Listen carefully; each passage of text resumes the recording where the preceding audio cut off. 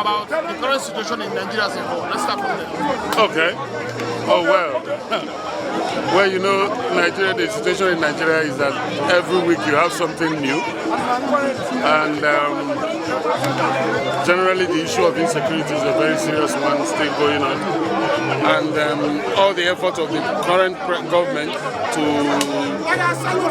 manage the situation is laudable, but it is also very important that it should not in any way look like one-sided, if you know what I mean.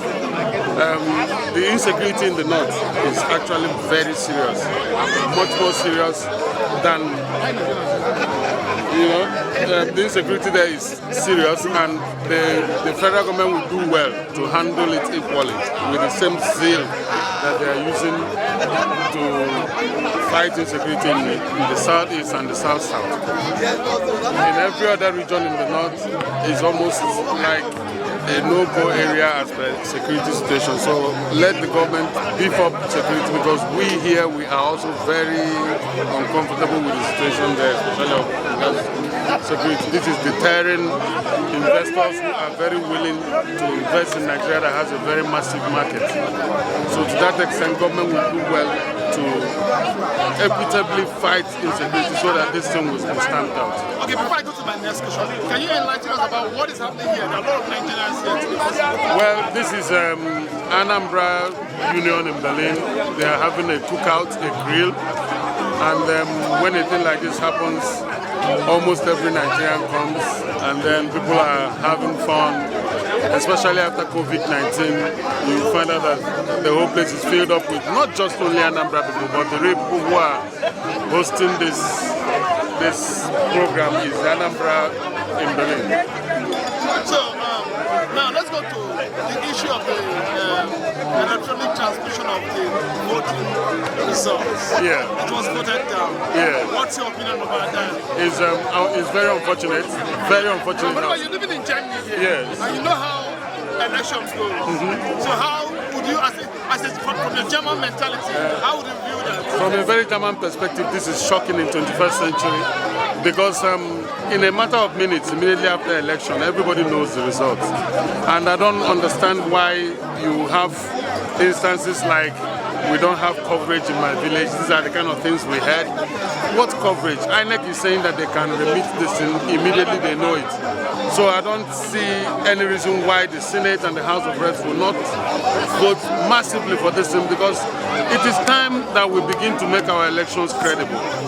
And my question, immediately this happened, I had a problem, because it's like, we are talking of diaspora voting. And if they will refuse electronic transmission, will they agree for diaspora voting? No. So, and if you want to know about the power of the diaspora, I just heard Abike Dabiri, who is the chairman of the Diaspora Commission, said that 20% of the remittances, it was less by 20% because of COVID-19. 25 billion. That is the remittances, recorded ones. I want you to also imagine that when you're traveling to Nigeria, there are a lot of people who say, bros, give this one to my mother. Those ones are not recorded. Nobody sees this one. So it's probably 50 billion. If you ask me, I would say it's about 50 billion that come from the diaspora to Nigeria for handling some very special issues like personal hospital bills and the rest of them. So when I look at this very important stakeholder, up to this particular time cannot vote in Nigeria, do we have chances of voting if the ones who will decided against electronic transmission? Shocking. What would you think about those deciding this? These senators and people voting about this, are they nowhere aware, or is it because of corruption? Did they vote it down because of corruption? Well, you hear a lot of speculation. You hear that there is interest of the executive. But what I don't understand is why the executive will be interested in what the parliamentarians are doing, and to the point of accusations or rumors of lobbying. I don't want to go there because I have no fact to buttress that. But if that be the case, this is horrible. It's time we have a judiciary that is correct. It's time we have a parliament that is correct. It's time we have an executive that is correct. Well, checks and balances is important in democracy because of the three arms. Among the three arms, But interference and situation where they are not independent, per se, then it's an issue. You know. But how can the citizens affect the way the that's the president of it. how they vote, how the senators vote? How can the citizens affect the way their representatives vote? Well, with this, it is time for a whole lot of things to be revealed to Nigerians. It is no more stomach infrastructure kind of politics. People should now realize the guys you have there who are representing us, are they actually doing what they should do? What is actually the mission for voting down electronic transmission? I want to understand it. Up to this particular, I can't understand it. Because if we say that most elections are rigged or most elections are not free and fair, this is your golden opportunity. We can use ICT to correct all this. And the very best that we can do is electronic transmission, so that nobody is now arguing about. So if you don't do that, then that means there is probably an intention for malpractices. That's the common thing that comes to mind. So until they explain it so well for us, ordinary Nigerians, if you like, then it is time for us to actually understand exactly. So time has come for Nigerians to now vote according to capacity. Not necessarily somebody who goes there and then go buy the votes and find yourself there. Taking decisions that is not a reflection of what Nigerians want. And this is poor, this is bad. Can we, the diasporans, have affect such decisions? The beginning will be diaspora voting, which has a question mark now, like I just analyzed. So the beginning is diaspora capacity to vote in Nigerian elections. So Abike is top on the matter. I hope she will continue, and we pray. We know she's under pressure also, and we pray that she's able to put all the weight that she can, and every one of us here should keep on hammering on this one. Is there any way we in the diaspora here can, through the embassies, through the ambassador here, work our way in the area of the diaspora voting? Well, it is just to keep giving pressure. We are not relenting on this. We will do well to put our thoughts together with regards to this, send to the missions in everywhere they are, and then the missions will send to Nigeria, so that the Nigerian government will know that Nigerians abroad are very interested in this. We are all passionate about our country. You know, like I'd say, you can have 2 German passports, you alone, but you are still a Nigerian.